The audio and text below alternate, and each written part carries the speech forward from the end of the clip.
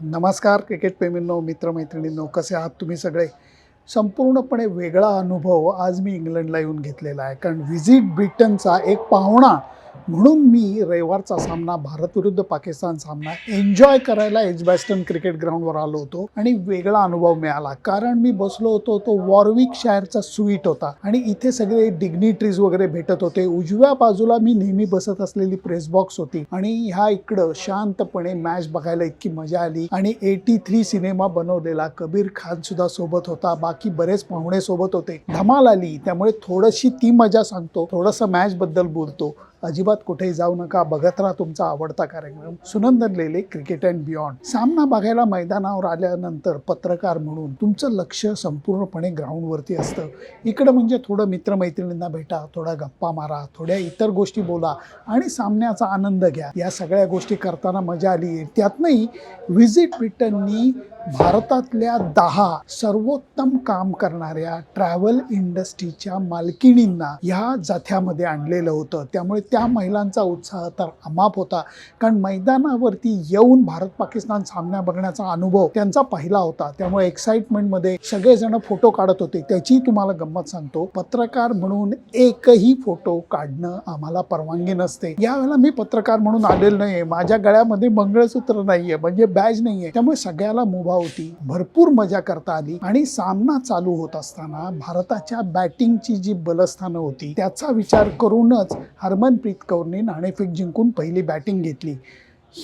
हा जो निर्णय होता त्याला सुरुवातीला धक्का लागला. कारण पहिल्याच ओव्हरमध्ये शेफाली वर्मा आऊट झाली. ही खेळाडू म्हणजे मला कधी कधी त्रास होतो की वाजला तर ॲटम बॉम्ब, नाही तर नुसतं कानात बोळे घालून बसायचं आणि तो फटाका वाजतच नाही. कारण त्याची वाज जी आहे ती ओली झालेली असते. पहिल्या बॉलला तिने सिक्सर मारली होती आणि नंतर पुढचे 4 बॉल इतकी ती वाईट खेळली की 6व्या बॉलला ती आऊटच झाली.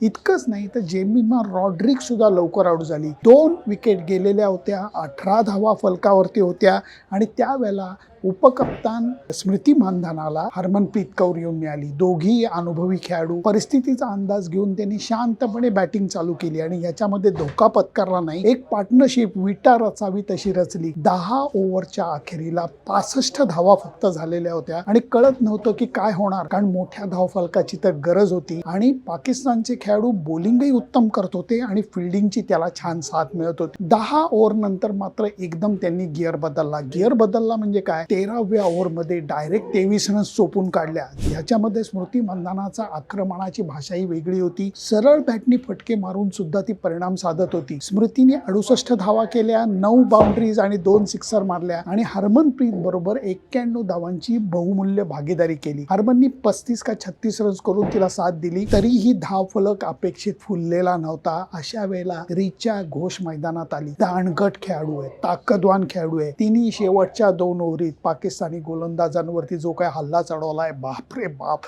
सळो की पळो करून सोडलं. एका ओव्हरमध्ये मला वाटतं 19व्या ओव्हरमध्ये एकदम 26 का 29 रन्स चोपल्या आणि त्यामुळे भारताला 20 ओव्हरीच्या अखेरीला 170 धावांचा टप्पा पार करता आला. एवढ्या मोठ्या धावसंख्येचा पाठलाग करणं हे पाकिस्तानी खेळाडूंच्या अंगाबाहेरची गोष्ट होती. तरीही त्यांनी सुरुवात चांगली केलेली होती.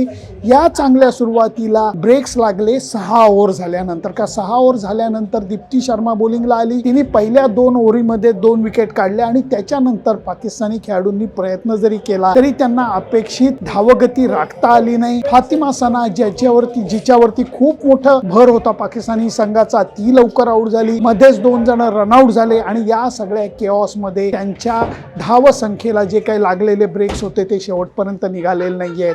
भारतीय संघाने एक दणकट विजय मिळवलेला आहे. या विजयामध्ये महत्वाची गोष्ट अशी आहे की त्याच्यामध्ये भारतीय संघाच्या बॅटिंगचं कौशल्य लागलं, फिल्डिंगचं आणि बॉलिंगचं कौशल्य लागलं. सुरुवातीच्या काळात काय चुका करायच्या, काय चुका करायच्या नाहीत याचा अंदाज आला. या सगळ्या दृष्टीने हा जो सामना आहे हा महत्वाचा ठरणार आहे. कारण आत्ताशी वर्ल्ड कपला सुरुवात झाली आहे. ग्रुपमध्ये तगड्या टीम आहेत. या तगड्या टीम मध्ये ऑस्ट्रेलिया सारखी टीम आहे, दक्षिण आफ्रिकेसारखी टीम आहे. यांना तोंड देताना पहिल्या मॅच मध्ये केलेल्या चुकांवरती आता व्यवस्थित आपण काम करून पुढच्या सामन्यामध्ये काय चुका करायच्या नाही हे कळणार आहे. या सगळ्याचा जर का विचार केला तर मला वाटतं आत्ताच्या घडीला पहिला सामना कारणी लागलेला आहे. भारत विरुद्ध पाकिस्तान सामना मैदानावरती येऊन एक क्रिकेट रसिक म्हणून बघण्याचा जो काय आनंद होता तो मी एन्जॉय केलेला आहे. तुम्ही हा सामना बघितलात का? तुम्ही हा सामना एन्जॉय केलात का? मला नक्की सांगा. स्मृती मंदानाच्या बॅटिंगवर मी बेहद खुश झालो. सरळ बॅटनी खेळून सुद्धा ही मुलगी जो काही परिणाम साधते, षटकार मारताना दातोट खात नाही आणि बॉल सहज मैदानाच्या बाउंड्री लाईनच्या बाहेर जातो, हे सगळं बघणं इतकं मजेचं ठरलेलं आहे. त्याचा आनंद मी घेतलाय. इथे खूप भटकंती केली आहे, रिसॉर्ट